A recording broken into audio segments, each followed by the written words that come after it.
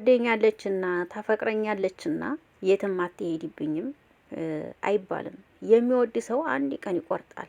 እውነትን ነው የምነግራችሁ። ነገሮች ሲደጋገሙበት ነገሮችን ሲያይ ውስጡ እየተጎዳ መጨረሻ ላይ ይቆርጣል እና ጥንቃቄ አድርጉ። አብርሽም እንደዚህ ከምታለቅስ እንደዚህ እንባህን ከምታረግፍ አንተ ያለቀስከው ዛሬ ብቻ አይደለም። እውነት ለመናገር ብዙ ጊዜ ነው። ያው እውነት ለመናገር ያው ውሸትና እውነቱ የሚለይበት አንድም የለም ማለት ነውና ዛሬም ደግሞ እንደዚህ እያለቀስክ ኤፋ እንግዲህ ዛሬ ጥፋቱ የኔ ነው ባክሽን ይቅርታ ብሏታል።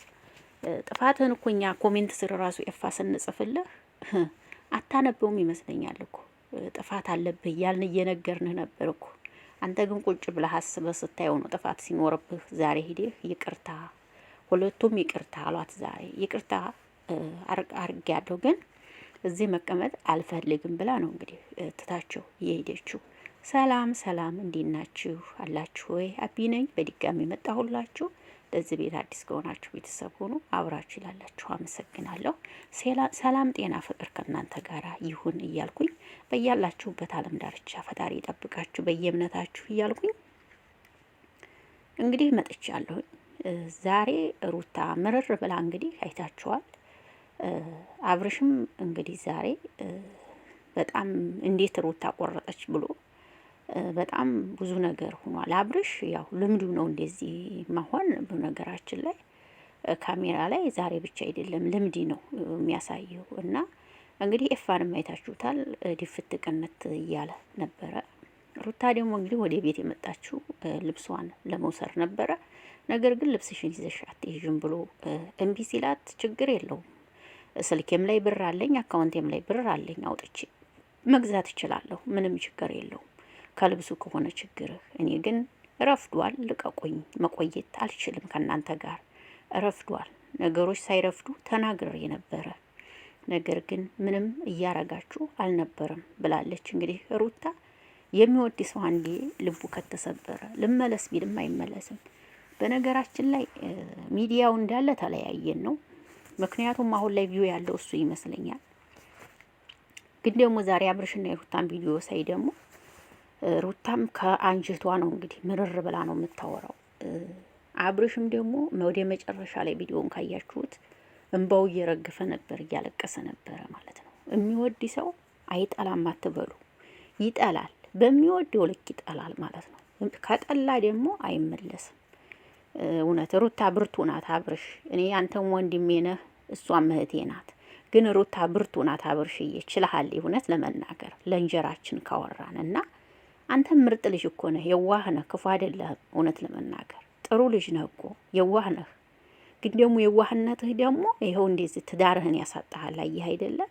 ለሰው መልካም መሆንህ፣ ለሰው መንገር መክፈትህ፣ ለሰው ማደጊያ መሆንህ ደግሞ ትዳርህን እያሳጣህ ነው። የኔ አባት አየህ አይደል?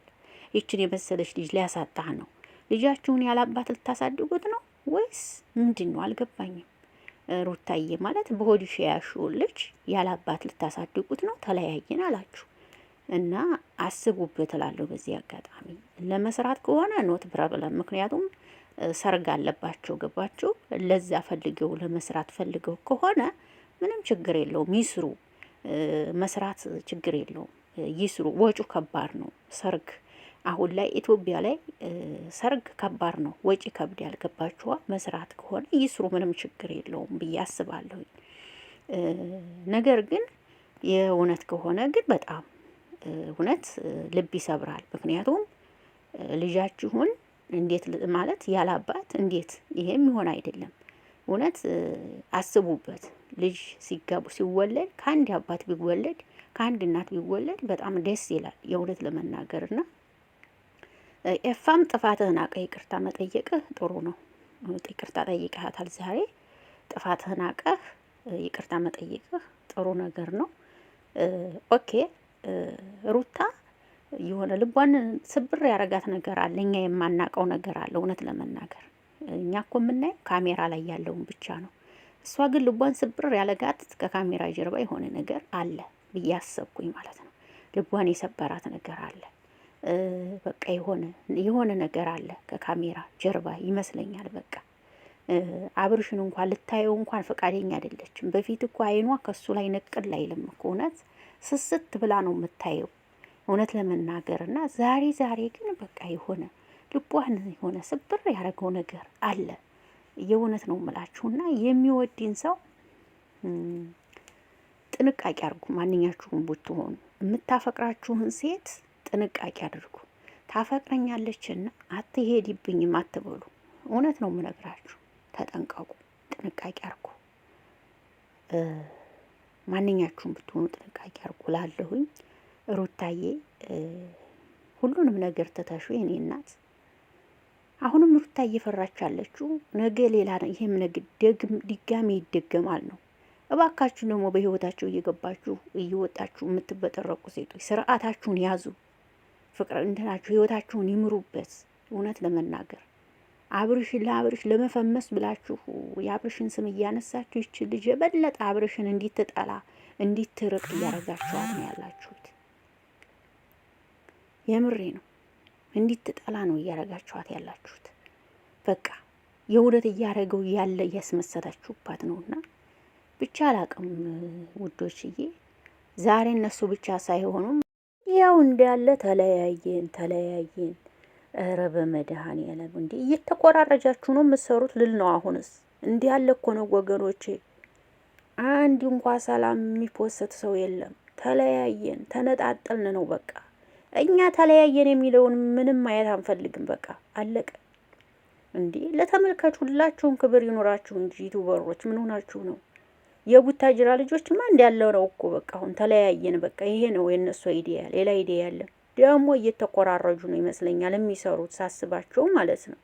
እንዴ ምን እየሆናችሁ ነው? ተረጋጉ እንጂ።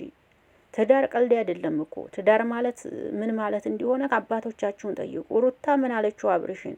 በምትወደው አባት ፊት ነበር እኮ ተንበርከከ ቃል የገባህልኝ አለችው። አንተ ግን ቃልህን አጠፍክ አለችው። አብርሽ ምን ይሻላል አባቴ? ሩታ አረሳም ተንበርከከው ቃል ገብተህላታል እኮ ከዚህ በኋላ ምንም ስህተት ላልሰራ ብለህ እኮ በአባት ፊት እኮ ተንበርከከህ ቃል ገብተህላት ነበረ። የእውነት ለመናገርና ያው ትንሽ ጥፋት አለብህ አንተም አብርሽ። የምሬ ነው የምልህ ጥፋት አለብህ። ያባተን እንኳን ባባትህ እንኳን ፊት በገባኸውን እንኳን ቃል አላከበርክም ነው ያለች። ያየህ አይደለ? ችግር ነው ብቻ። ፈጣሪ እንግዲህ ምን እኔ እዚህ ጋር ምንም አላቅም። እናንተ ደግሞ የተሰማችሁን ሀሳባችሁን አስተያየታችሁን ስጡላለሁ። በቃ አሁን ምን ልበላችሁ፣ ሁሉም ነገር በቃ ተለያየን ነው፣ ሌላ ነገር የለም ሚዲያ ላይ። አሁን ላይ ተመልካች ከሰለቸ ደግሞ የሚከተላችሁ ሰው እንዲያታጡ ፈራለሁ። ማንኛችሁም ብትሆኑ ሰው ይሰለቻል። እንዲህ አይነት ነገር ፈታ ማለት ነው የሚፈልጉት፣ በተለይ በስደት ዓለም ያሉ ወገኖቻችን። ስለዚህ ተጠንቀቁ የእውነት